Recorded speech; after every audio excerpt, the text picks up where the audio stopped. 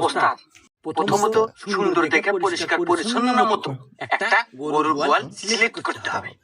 তারা গরুর গোয়াল তো পাশে, আগে থেকে গরু আছে নাকি? নাটক করে আচ্ছা তোমার গরু আছে, গোয়াল করতে পাইলে আমি। এখন দেখ তারপর কি আছে। তারপরের কাজ ওস্তাদ, 100% খাঁটি হালাল সরিষার তেল লাগবে।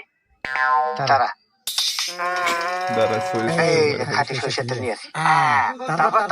তারপর হচ্ছে এটা পরিপূর্ণভাবে সারা শরীরে ভালোভাবে মালিশ করতে হবে।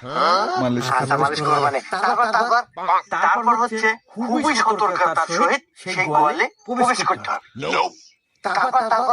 তারপর হচ্ছে ওই আরো সতর্কতার সহিত বলতেছে যে গরুর দড়িটা খুলতে হবে। খুললাম, তারপর